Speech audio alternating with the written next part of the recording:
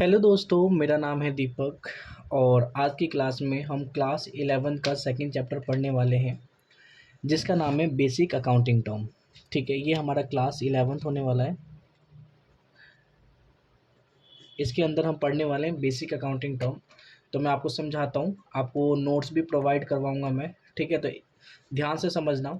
इसके अंदर सबसे पहले बात करते हैं what is business transactions. Business transactions किसे कहते हैं?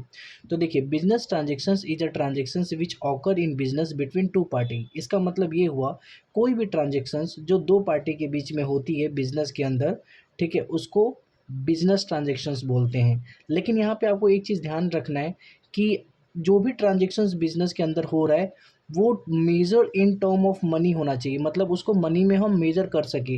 ठीक है, अगर मान लो बिजनेस के अंदर ए बी से बोलता है कि क्या हाल चाल है, तो ये एक तरह से ये ट्रांजेक्शन्स नहीं हुआ। ठीक है, या फिर ये बोलता है कि ठीक है मैं आपसे शायद मैं सामान खरीदूंगा, तो ये भी एक तरह से ट्रांजेक्शन नहीं हुआ, क्योंकि यहाँ पे एक्चुअल में सामान नहीं खरीदा जा रहा है। अगर एक्चुअल में सामान खरीदा जा रहा है या फिर उधार पे खरीदा जाए या फिर मनी में खरीदा जाए, तो ऐसे ट्रांजेक्शन्स को बिजनेस बिजनेस ट्रांजेक्शन्स बोलेंगे, क्योंकि मनी का यहाँ पे कहीं ना कहीं नाम आ रहा है। और ये भी यहाँ पे हमें पता चल रहा है कि मनी फ्यूचर में तो मिलेगा ही मिलेगा अगर उधार पे बेचा जाए तो बिजनेस ट्रांजेक्शन आप लोगों को समझ में आए कि बिजनेस ट्रांजेक्शन क्या होता है। Business transaction is a transaction which occur in business between two party which can be major in term of money. ठीक है, कुछ एग्जांपल है जैसे कि purchase of good from cash, sale good on cash. Purchase हम करते हैं सामान कैश पे, ये हमारे लिए एक तरह से बिजनेस ट्रांजेक्शन कहलाएगा। सेल करते हैं, वो भी हमारे लिए एक तरह से बिजनेस ट्रांजेक्शन कहलाएगा। ठीक है, परचेज करते हैं मशीनरी ऑन क्रेडिट, मतलब उधार पे। यहाँ पे क्रेडिट का मतलब होता है उधार पे अगर हम परचेज करते हैं मशीनरी को, तो ये भी एक तरह से बिजनेस ट्रांजेक्शन ही कहलाएगा, क्योंकि यहाँ पे मनी में ही बात हो रही है। बस ये है कि मनी को जो पेमेंट किया जाएगा वो फ्यूचर में किया जाएगा। और यहाँ पे लास्ट जो है सेल मशीनरी ऑन क्रेडिट, ये भी एक तरह से बिजनेस ट्रांजेक्शन ही कहलाता है। अब हम बात करते हैं कि गुड्स किसे कहते हैं। अब सेकंड हमारा आ गया व्हाट इज गुड्स। ठीक है, तो गुड्स आर टेंजिबल और फिजिकल आइटम ऑफ ट्रेड। मतलब ट्रेड का मतलब होता है यहाँ पे जो भी हम व्यापार करते हैं, जो भी हम ट्रांजेक्शन्स करते हैं बिजनेस के अंदर बने हुए गुड्स का, तो उसको ट्रेड बोलते हैं। ठीक है, तो जो भी ट्रेड में गुड्स का ट्रांजेक्शन्स होता है वो गुड्स कैसा होना चाहिए, टेंजिबल होने चाहिए। ठीक है, फिजिकल एग्जिस्टेंस होना चाहिए उस गुड्स का। ठीक है, उसी को बोला जाता है गुड्स। गुड्स आर टेंजिबल या फिर physical item of trade in which business deals called goods. ठीक है, तो आपको समझ आ गया होगा। अब हम बात करते हैं purchase. What is meaning of purchase? तो परचेज का मतलब होता है any item of purchase in which business deals call purchase. मतलब कोई भी आइटम हो जिसमें बिजनेस डील करती है, ठीक है, उसको परचेज के नाम से जाना जाता है। जैसे मेरे हाथ में पेंसिल है, ठीक है, अगर पेंसिल मैं डील करता हूँ, मतलब मेरी बिजनेस पेंसिल में डील करती है, इसको हम बनाते हैं, सेल करते हैं, तो ये पेंसिल कहीं ना कहीं एक तरह से गुड्स कहलाएगी बिजनेस के लिए। और जब हम इसको परचेज करेंगे बेचने के लिए, उस टाइम पे मैं परचेज के नाम से इसको बोलूँगा कि हाँ ये परचेज हो रहा है। ठीक है, तो एनी आइटम परचेज, कोई भी आइटम परचेज किया जाता है जिसमें बिजनेस डील करती है, ठीक है, तो उसके लिए वो परचेज का नाम देती हैं। अगर बिजनेस डील करती है लैपटॉप में, तो लैपटॉप का जब खरीदारी करेगी बिजनेस, तब लैपटॉप को एक तरह से परचेज के नाम से बोलेगी कि हम परचेज कर रहे हैं। ठीक है, अब यहाँ पे परचेज जो है वो टू टाइप्स के होते हैं। यहाँ पे आपको ध्यान देना है, जो परचेज होता है वो टू टाइप्स का होता है। एक होता है कैश परचेज और दूसरा होता है क्रेडिट परचेज। कैश परचेज क्या होता है?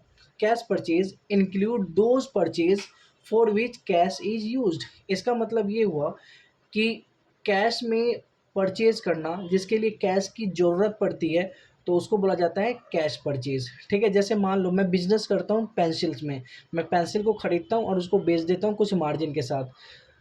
तब अगर मैं पेंसिल जब अगर खरीदता हूँ और इसके लिए मैं cash on the spot payment कर देता हूँ, तो इसको बोलूँगा मैं कैश परचेज। ठीक है, अगर मैं अगर मैं इस पेंसिल को कैश पे नहीं खरीदता हूँ, मैं ये बोलता हूँ कि भाई आप मुझे पेंसिल दे दीजिए, जब मुझे मेरा बिकता है तो मैं आपको पैसे लौटा दूंगा। तो एक तरह से जब मैं उसे उधार पे खरीदूंगा इस पेंसिल को, तो इसको मैं बोलूँगा क्रेडिट परचेज। ठीक है, तो कैश परचेज और क्रेडिट परचेज आप लोग समझ गए होंगे इन दोनों में क्या डिफरेंस है।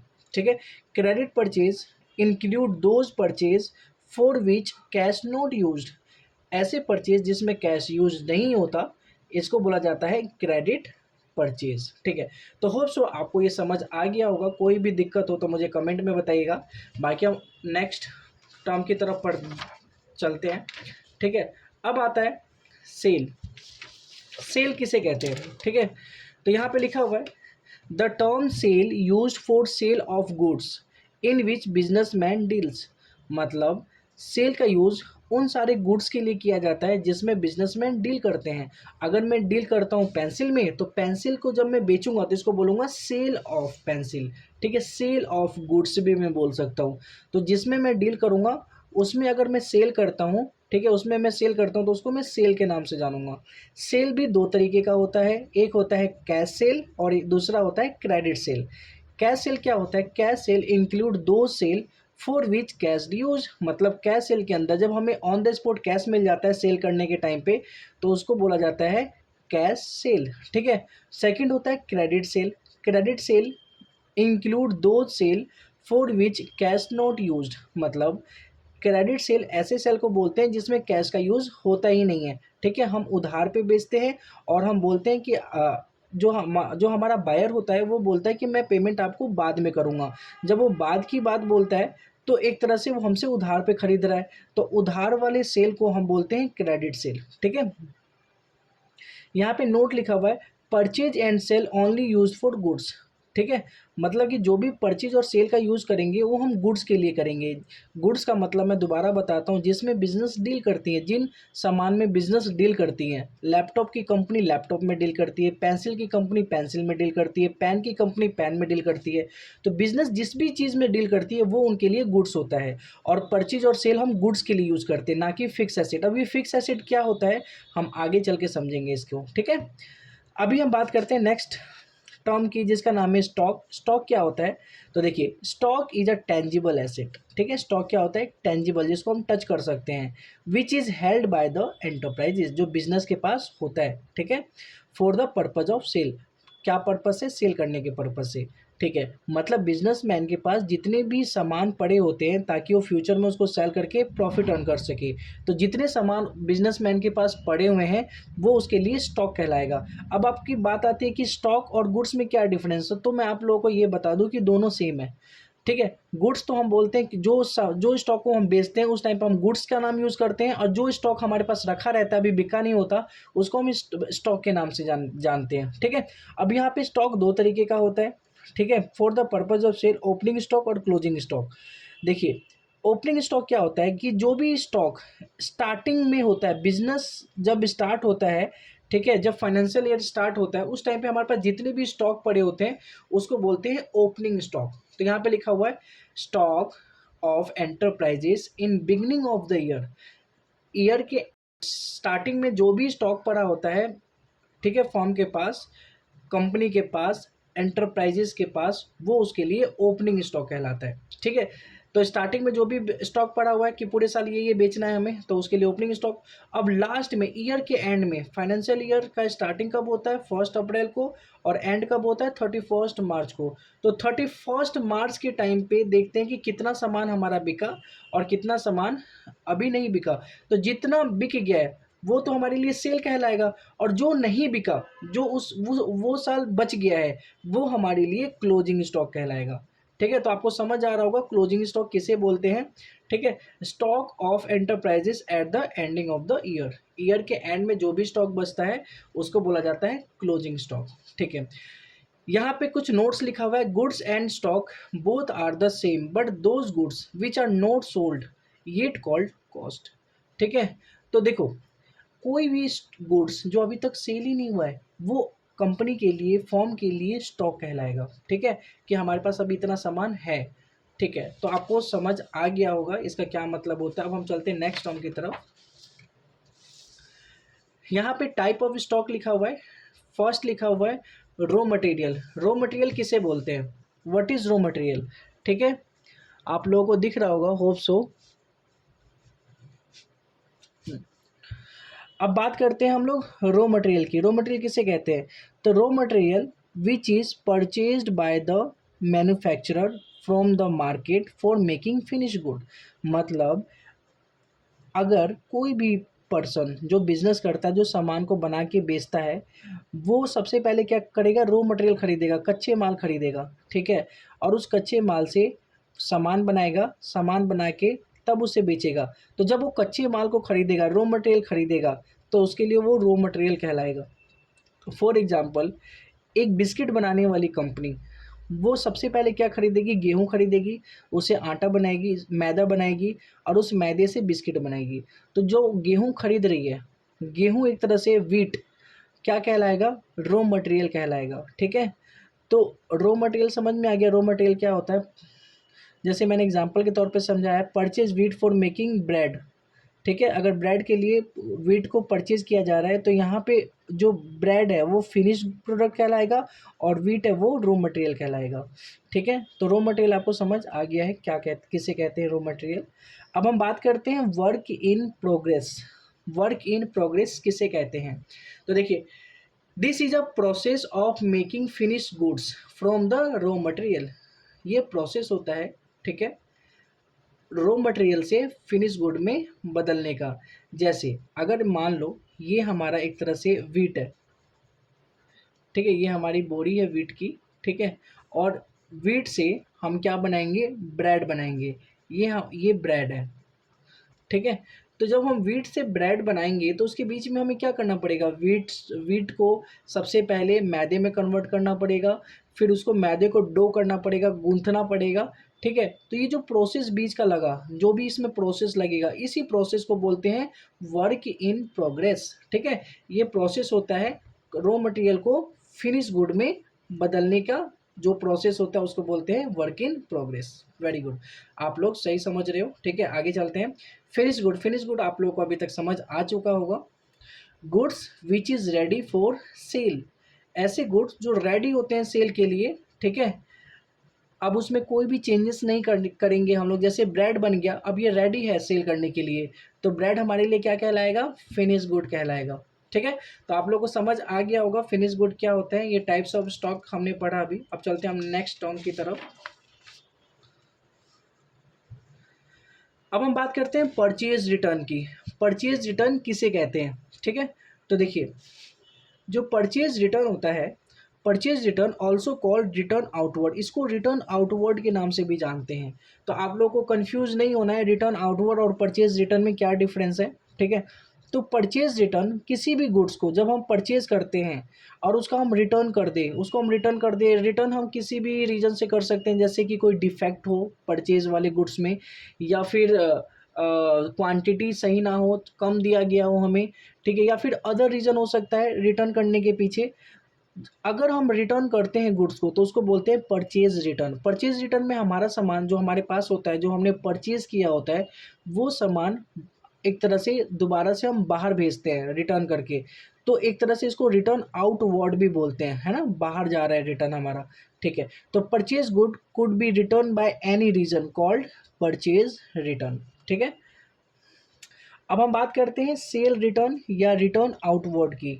तो goods which are already sold is return by consumer या customer to us called sale return. वैसे ही जैसे हमने परचेज करके रिटर्न किया था, वैसे ही हमारे जो बायर होते हैं वो हमें भी तो रिटर्न कर सकते हैं जो हमने सेल किया है उनको। तो अगर हमने पेंसिल सेल किया है और बायर कोई भी रीज़न से हमें रिटर्न करते, तो हमारे लिए कहलाएगा सेल रिटर्न, ठीक है। तो यहाँ पे सेल रिटर्न आपको समझ आ गया होगा, सेल रिटर्न हम किसको बोलते हैं, ठीक है। अब हम बात करते हैं डेटर।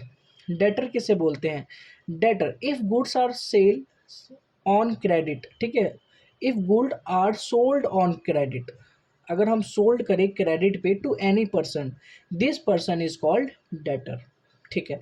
अगर हम किसी भी सामान, अगर हम किसी भी पर्सन को उधार पे सामान बेचते हैं, तो वो पर्सन एक तरह से हमारे लिए डेटर कहलाएगा, ठीक है। जैसे मान लेते हैं ये है रामलाल, ठीक है, ये रामलाल है, इसको हमने सेल किया उधार पे 50,000 का। इसने, रामलाल ने बोला कि ये हमें पेमेंट नेक्स्ट मंथ में कर देगा, तो हमारे लिए रामलाल क्या हो जाएगा, डेटर हो जाएगा। तो कोई भी पर्सन हमारे से उधार पे सामान खरीदे, ठीक है, तो अगर हमारे से उधार पे सामान खरीदेगा, तो वो हमारे लिए डेटर कहलाएगा, ठीक है।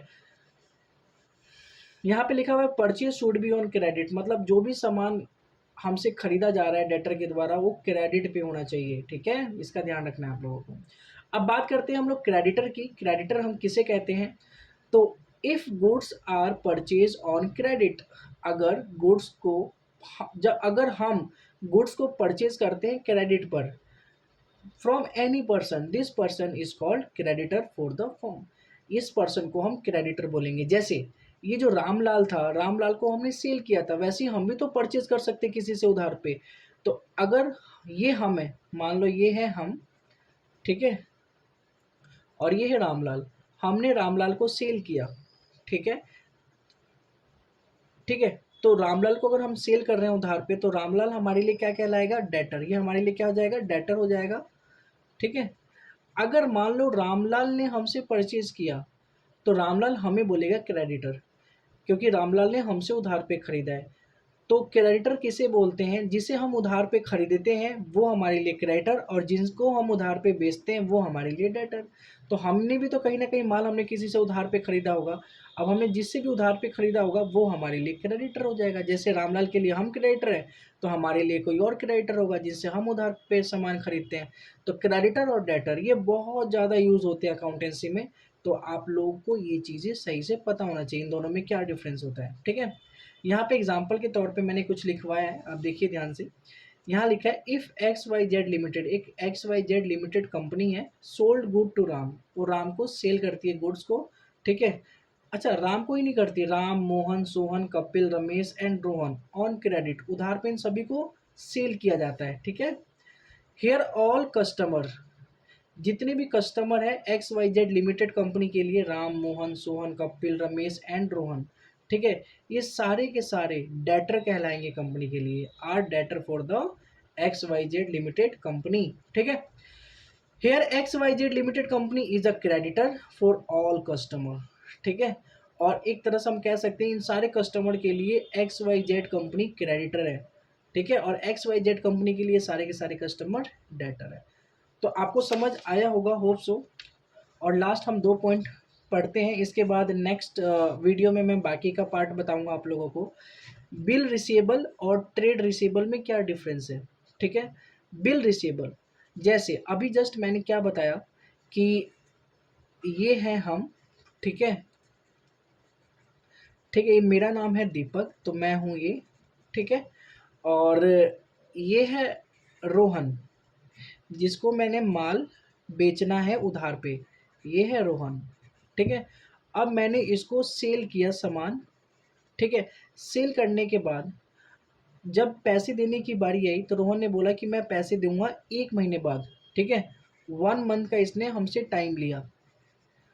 अब ये बताओ 1 मंथ के बाद रोहन अगर ये बोल देता है कि भाई मैंने तो तुमसे कोई सामान खरीदे ही नहीं, ठीक है, जैसे ही 1 मंथ आता है, या फिर मैं तो सामान दूंगा ही नहीं, उस केस में मैं क्या करूँगा? पुलिस के पास जाऊँगा, तो पुलिस कहेगी कि आपके पास क्या सबूत है कि आपने इसको सेल किया है।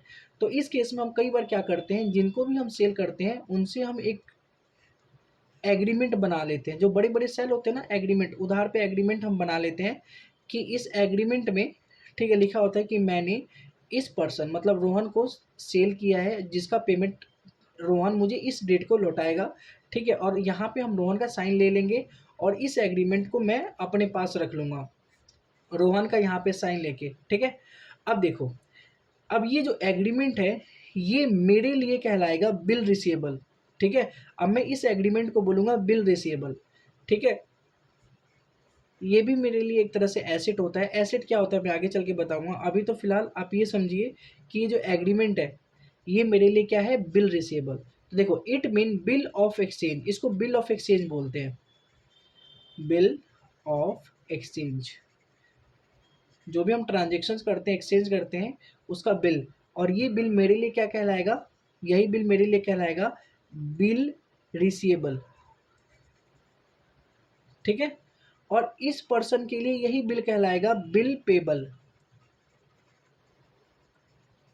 आगे जाके मैं काफ़ी डिटेल में बताऊंगा बिल पेबल, मतलब बस यही समझो अभी कि रोहन के लिए यही एग्रीमेंट कहलाएगा बिल पेबल और मेरे लिए ये एग्रीमेंट कहलाएगा बिल रिसीवेबल, ठीक है। ठीक है, तो कई बार क्या होता है कि हम हर आदमी के लिए ये एग्रीमेंट नहीं बनाते जिन पे हमें ट्रस्ट होता है कि मुझे ये सामान दे देगा। जिस पे हमें ट्रस्ट नहीं होता उसके लिए हम एग्रीमेंट बनवा लेते हैं, ठीक है। तो जैसे मेरे पास ये मैं हूँ, ठीक है, मेरे पास कई लोग हैं, एक तो है कई सारे डेटर हैं जिनसे मैंने एग्रीमेंट नहीं बनवाया, ठीक है, ये सारे के सारे डेटर हैं जिनसे मैंने एग्रीमेंट नहीं बनवाया और इनको सेल किया है। मुझे पता है कि सारे के सारे मुझे पैसे दे देंगे। और कुछ लोग हैं जिनसे मैंने एग्रीमेंट बनवा लिया है, मुझे पता ही नहीं कि ये मुझे पैसे देंगे कि नहीं देंगे, ठीक है। तो अब मुझे जो पेमेंट मिलेगा एग्रीमेंट में मिलेगा, ठीक है। तो ये मेरे लिए एक तरह से BR है और ये मेरे लिए डेटर है, ठीक है। और जैसे ही हम इन दोनों को प्लस करते हैं, ठीक है, तो इन दोनों को प्लस करने के बाद जो भी आता है उसको बोलते हैं ट्रेड रिसीवेबल, ठीक है।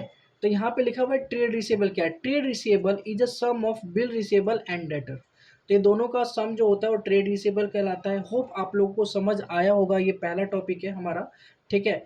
ये इस चैप्टर का पार्ट्स 2 या 3 क्लास में मैं इसे कंप्लीट करवाऊंगा, ठीक है। तो वीडियो स्किप मत करना, 1 बाय 1 आप देखते रहना, ठीक है। आज के लिए इतना ही, फिर अगली क्लास में मिलते हैं। मेरा नाम है दीपक।